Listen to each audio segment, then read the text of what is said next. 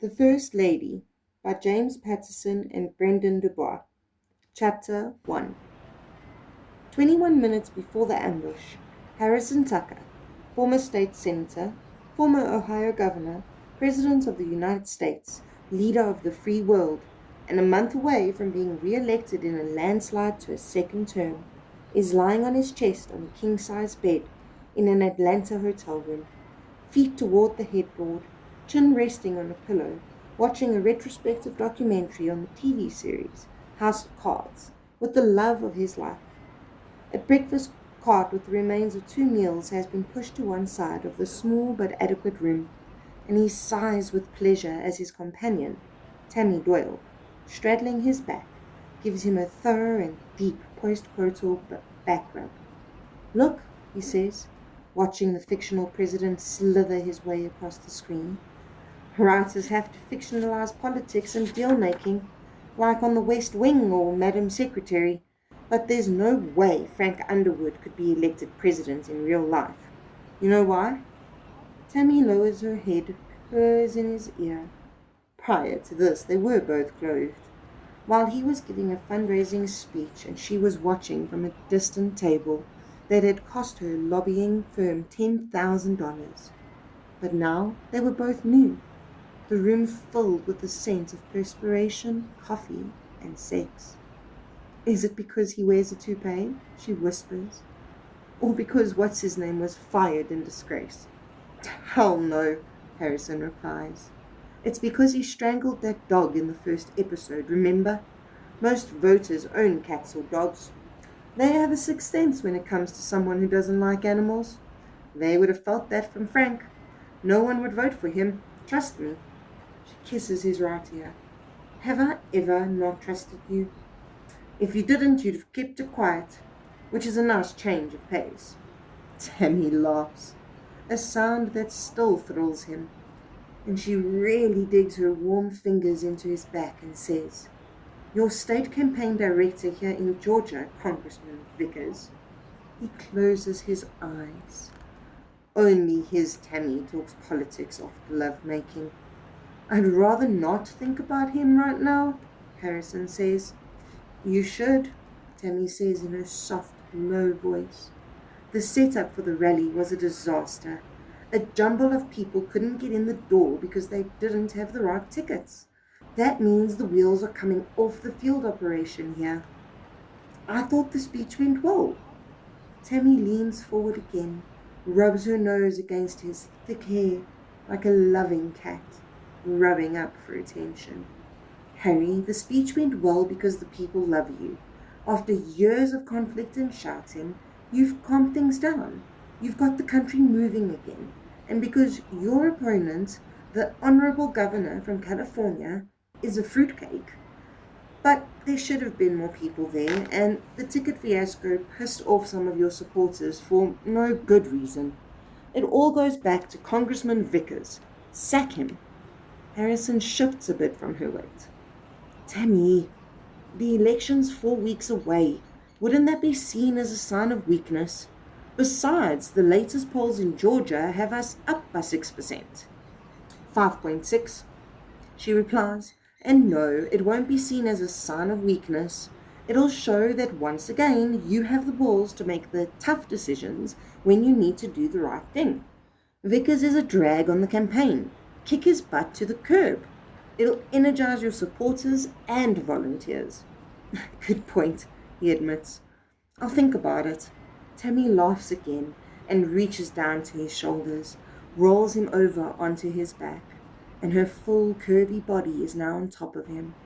He wraps his strong arms around her and gives her a hug he wishes would last forever. Smiling and with her thick brown hair cascading down the side of her beautiful face, Tammy says, "You know what?" "What?" "I do love you, even if you're a power-mad, patriarchy-supporting president of these evil United States." He gives her a firm squeeze around her waist. "And I do love you, even if you're a corrupt, money-hungry lobbyist that degrades the political process." Another kiss, fully sweet and pleasurable, only disturbed by Harrison's thought of what his wife, Grace Fuller Tucker, First Lady of the United States, might be doing at this very moment in the District of Columbia, hundreds of miles away. Showered and dressed, and once more in the grey Brooks Brothers suit that Tammy Doyle had stripped off of him a few hours earlier, Harrison Tucker leaves his hotel room exactly 1 minute ahead of schedule, with Tammy behind him.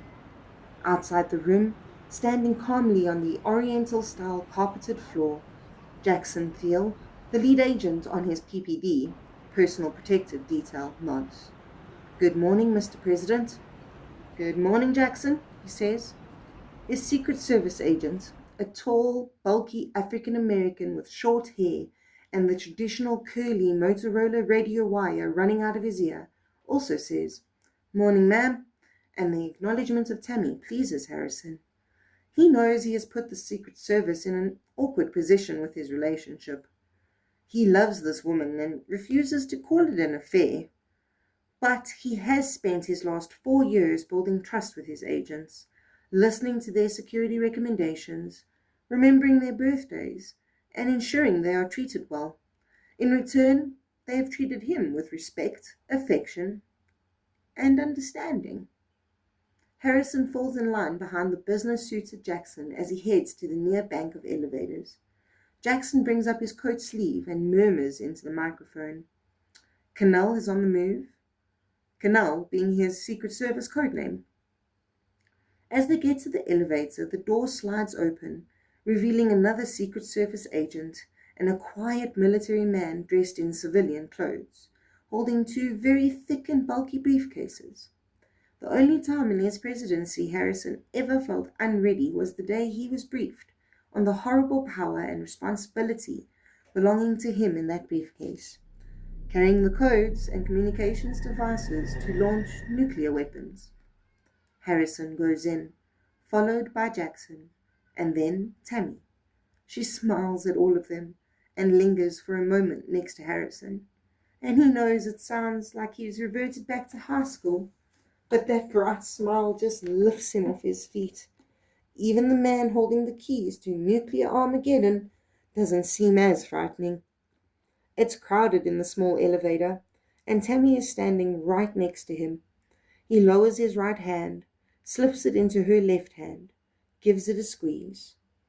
He knows deep inside he's doing wrong, that he shouldn't be having this relationship with Tammy, but she makes him happy. That's all.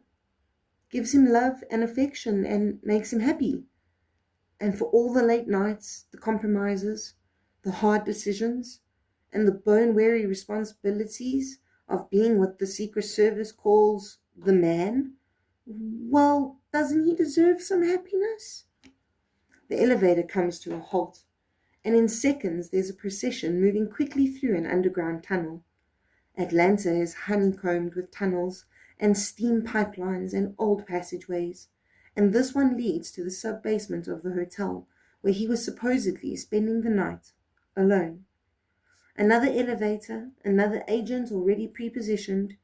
Into the elevator, and Tammy leans in and whispers, "All right, when we get out, I'll swing around out front to catch a cab. When will I see you again?" He turns, kisses her ear through her thick hair, and whispers back, "How about New Hampshire? In 3 days I'm speaking at Hart's location, one of the places where they cast the first votes in the nation." Tammy says, "Only for you. I hate that state. They think they're God's chosen and picking the next president." He moves his lips away from her. "They picked me, didn't they?" Tammy laughs. "Even a broken clock is right twice a day." The elevator door opens up. Other Secret Service agents are waiting for him, and he follows their lead as they go through a storage area with plastic shrink-wrapped goods on wooden pallets, past rolled-up metal doors, a loading dock next to a wide alleyway.